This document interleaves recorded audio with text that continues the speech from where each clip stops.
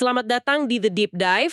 Hari ini tanggal 1 Desember 2025 dan kita akan coba memahami sebuah krisis besar yang lagi melanda Sumatera. Anda mungkin udah lihat ya cuplikan beritanya di mana-mana, tapi kita mau coba lihat lebih dalam. Lebih dari sekedar angka-angka yang lewat di layar, kita punya dua sumber utama hari ini. Yang pertama, ini rasanya personal banyak. Laporan langsung dari Aceh yang ngasih gambaran gimana rasanya terputus dari dunia luar. Listrik mati, sinyal juga. Nah, laporan kedua ini kasih kita gambaran besarnya, skala historisnya. Katanya ini bencana terparah dalam 120 tahun. Jadi misi kita hari ini adalah menyambungkan dua titik itu. Dari perjuangan personal cuma untuk kirim kabar, sampai ke data besar dan pola sejarahnya. Ternyata bencana ini akarnya dalam. Mari kita bedah. Benar. Dan yang akan kita lihat nanti itu gimana sebuah bencana alam di zaman sekarang ini bukan cuma soal air atau longsor aja. Ini lebih ke cerita soal lumpuhnya infrastruktur modern yang paling kita andalkan. Komunikasi dan listrik. Ini kayaknya semacam tes ketahanan sistem kita ya.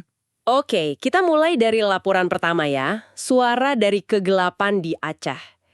Coba bayangin deh, Anda ada di Banda Aceh. Menurut laporan ini, kota Anda itu nggak kebanjiran, nggak terendam, tapi udah 5 hari listrik padam total. 5 hari. Wow. Ini cerita dari Muhammad Rizal, Ketua KKSS Aceh. Dia coba kirim pesan singkat, dan isinya itu udah cukup menggambarkan semuanya. Dia bilang, terputus listrik sekarang, internet wifi otomatis tidak tersambung. Kalau ada data seluler pun terputus-putus. Nah, deskripsi itu, walaupun singkat, itu kuat banget ya gambarin isolasi di era modern. Kita kan sering mikir dampak bencana itu kerusakan fisik ya, rumah hancur, jembatan putus. Tapi laporan ini nunjukin dampak non-fisik yang bisa jadi sama merusaknya. Putusnya listrik dan komunikasi itu bukan sekedar nggak nyaman loh. Itu melumpuhkan koordinasi tim SAR. Pasti. Menghalangi keluarga buat saling cari kabar. Anda bisa bayangin paniknya gimana. Dan ini menciptakan teror psikologis yang luar biasa. Ini yang sering disebut bencana di dalam bencana. Betul sekali. Laporan itu juga melukiskan jaringan seluler dan internet yang hilang timbul seperti napas yang ditahan terlalu lama. Saya suka banget analogi itu. Pesan singkat yang kekirim sepotong-sepotong jadi satu-satunya jembatan ke dunia luar. Ada ironi yang getir di sini. Banda Aceh fisiknya aman, gak tergenang. Tapi gelap dan gak ada sinyal, itu bikin serasa terisolasi total. Dan dari situ, kita bisa lihat gimana prioritas kebutuhan langsung bergeser drastis. Laporan itu nyebutin satu hal yang paling dicari. Genset. Genset yang biasanya cuma cadangan, tiba-tiba jadi alat bertahan hidup paling vital. Benar. Fungsinya bukan lagi buat kemewahan, tapi buat kebutuhan paling dasar. Penerangan di malam hari dan ini yang paling krusial, nge-charge ponsel. Ponsel yang nyala itu satu-satunya harapan. Dan itu kan baru di Banda Aceh ya, yang notabene cuma kena dampak pemadaman. Kalau kita geser sedikit ke 14 kabupaten dan kota lain yang disebut di laporan itu, situasinya jauh lebih mengerikan. Kita udah nggak ngomongin listrik padam, tapi infrastruktur fisik yang benar-benar hancur. Jembatan hanyut, menara listrik tumbang, tower Telkomsel roboh. Laporan ini mengutip kondisi di PD Jaya. Dan ini kutipannya bikin kita diam sejenak sih. Tidak ada bahan pokok makanan, air, serta yang lain. Tidak ada yang bertahan di kampung dengan kondisi begini.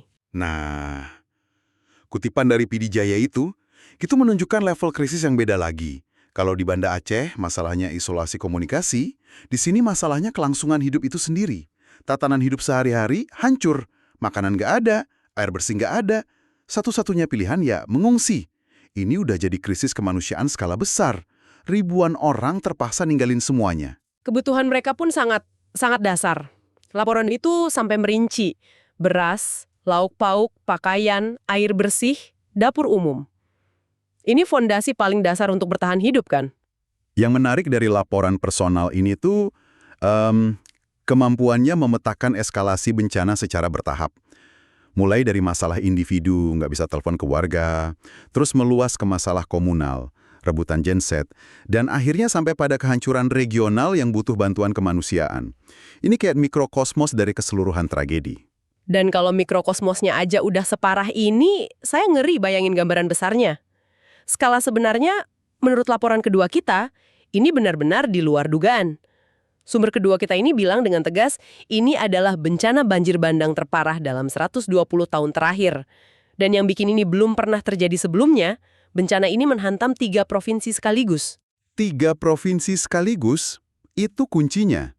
Biasanya bencana hidrometeorologi di Sumatera, walaupun besar, dampaknya lebih terlokalisasi ya, 1 atau 2 provinsi. Kejadian serentak di 3 provinsi ini menunjukkan ada pemicu dengan skala dan energi yang luar biasa besar. Mari kita lihat angkanya. Ini dari data sementara BNPB per pagi ini. Total ada 442 korban jiwa dan 402 orang masih hilang. Astaga. Kalau kita pecah per provinsi, di Sumatera Utara 217 meninggal, 209 hilang. Puluhan ribu jiwa mengungsi. Di Aceh, 96 meninggal, 75 hilang, pengungsinya mencapai 62 ribu kakak. Dan di Sumatera Barat, 129 meninggal, 118 hilang. Hampir 78 ribu jiwa harus ninggalin rumah. Angka-angka ini kadang terasa abstrak ya, tapi di balik setiap angka itu kan ada keluarga, ada dunia yang hancur. Justru disitulah pertanyaan besarnya muncul kan? Kenapa? Kenapa dampaknya bisa sedemikian merusak? Ratusan nyawa hilang, ratusan lagi nggak pasti nasibnya, ratusan ribu orang kehilangan tempat tinggal. Nah, laporan kedua ini mengutip analisis awal dari Dr. Hatma Suryatmojo, seorang peneliti dari UGM. Dia coba jawab pertanyaan itu. Benar, dan analisisnya ini menarik banget. Dia nunjuk 2 faktor utama. Pertama, jelas pemicu alamnya. BMKG catat curah hujan ekstrim lebih dari 300 mm per hari. Ini bukan hujan biasa, ini kayak langit ditumpahkan. Pemicunya adalah siklon tropis Senyar di Selat Malaka. Ini detail ilmiah yang penting ya. Sebuah siklon tropis itu kan pada dasarnya mesin cuaca raksasa. Posisinya di Selat Malaka itu berarti dia nyedot uap air dalam jumlah masif dari laut, terus ditumpahin ke daratan Sumatera. Tapi, disinilah Dr. Hatma menekankan sesuatu yang sangat krusial. Dia bilang, cuaca ekstrim itu hanyalah pemicu awal. Ini poin yang harus kita garis bawahi. Betul. Dia lanjut dengan kalimat yang sangat kuat. Dampak merusak banjir bandang tersebut sesungguhnya diperparah oleh rapuhnya benteng alam di kawasan hulu. Frasa rapuhnya benteng alam ini rasanya jadi inti dari semua masalah ya. Seolah-olah meskipun hujannya dahsyat banget, kondisi daratannya sendiri mungkin udah kritis dari awal. Dan frasa benteng alam itu kuncinya. Benteng alam di hulu itu kan merujuk pada ekosistem, terutama hutan di pegunungan. Idealnya berfungsi kayak spons raksasa. Menyerap air ya? Betul. Hutan yang sehat itu nyerap air hujan, ngelepasinnya pelan-pelan ke sungai. Akarnya nahan tanah biar nggak longsor. Nah, ketika benteng ini disebut rapuh, kita sebenarnya lagi ngomongin jejak deforestasi puluhan tahun. Alih fungsi lahan jadi perkebunan. Jadi siklon ini ibaratnya ninju sebuah dinding yang dari awal emang udah retak-retak.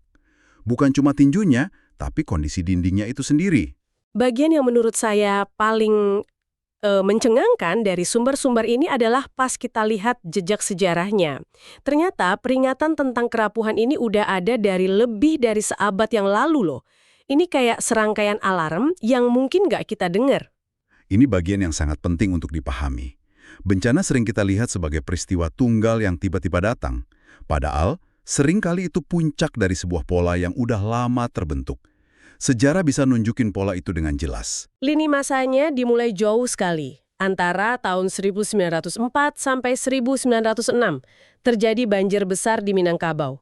Dan ini faktanya, sampai menghancurkan 20 titik jalur kereta api yang lagi dibangun pemerintah kolonial Belanda. Bayangin deh, bencana yang cukup besar untuk menghentikan proyek infrastruktur raksasa pada masanya. Kan wilayah tersebut secara inheren memang punya kerentanan yang tinggi. Bahkan sebelum era modern dengan tekanan populasi yang masif. Ini peringatan pertama dari sejarah, 120 tahun yang lalu. Lalu kita lompat 1 abad lebih. April 2010, banjir bandang di Tapanuli Selatan. Skalanya lebih kecil, tapi polanya berlanjut. Kemudian, Maret 2023, di Lahat, Sumatera Selatan. Laporannya ngasih gambaran yang jelas banget. Luapan air sungai sampai 4 meter. 4 meter itu bukan banjir biasa ya. Itu udah kayak dinding air yang bergerak. Ini nunjukin energi dari hulu itu luar biasa besar. Dari sini aja udah kelihatan ada peningkatan intensitas. Dan eskalasinya makin cepat di tahun 2024. Baru Maret 2024, ada banjir dan longsor masif yang menewaskan 26 orang. 2 bulan kemudian, Mei 2024, bencana lagi di Sumatera Barat. Kali ini pemicunya lahar dingin Gunung Merapi. 67 orang meninggal. Peristiwa lahar dingin Marapi itu nambahin lapisan kerentanan baru ya.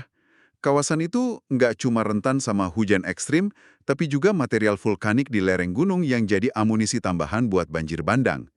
Kombinasi keduanya bikin daya rusaknya makin besar. Dan semua rentetan ini dari 1904, 2010, 2023, sampai 2 kali di 2024. Puncaknya ya bencana yang kita bahas sekarang. Tapi tunggu dulu.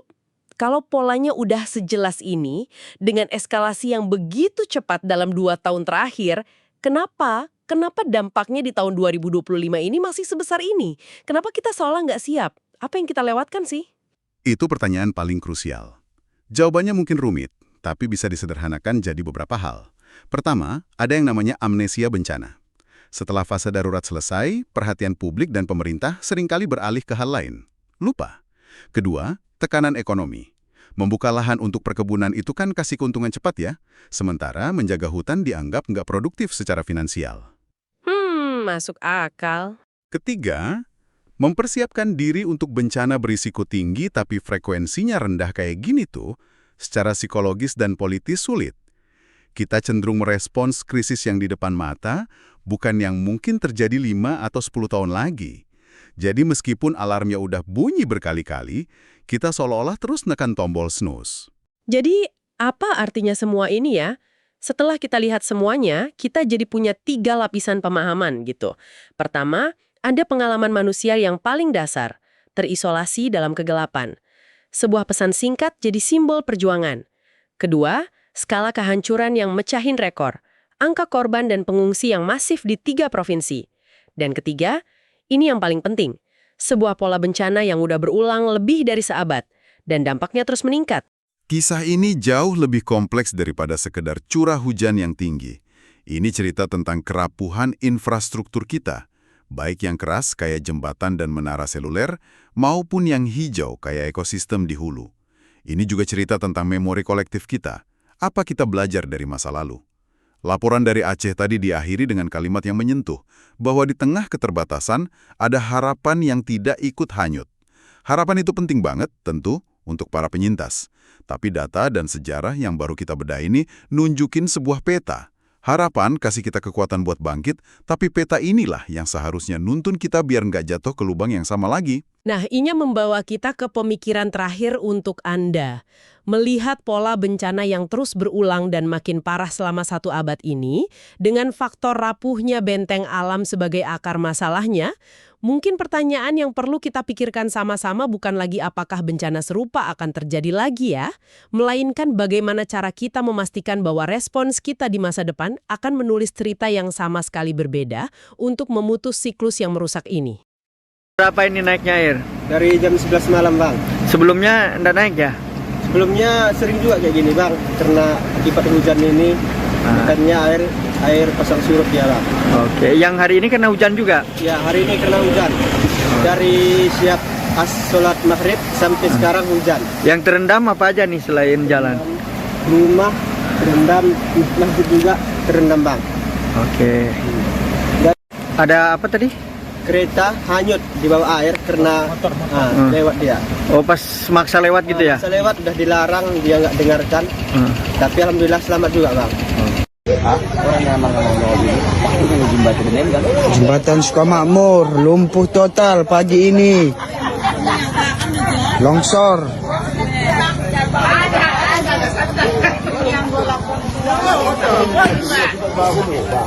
Ibu kembang tua, kata Rasulullah, dunia ini kayak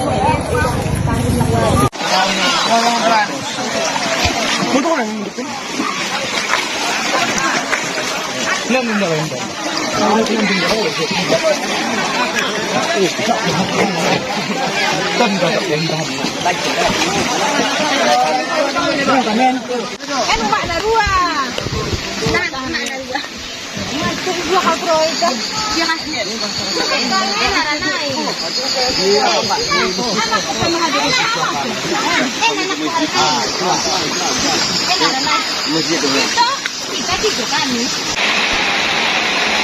Kondisi terkini banjir di Bulu Sema. Kendaraan tidak bisa melewati. Air sudah sampai ke lantai masjid.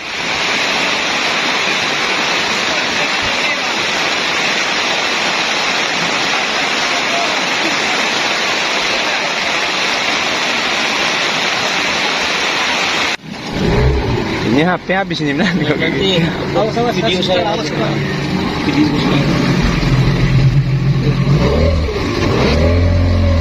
Ini listrik hidup masih? Enggak. Ini enggak.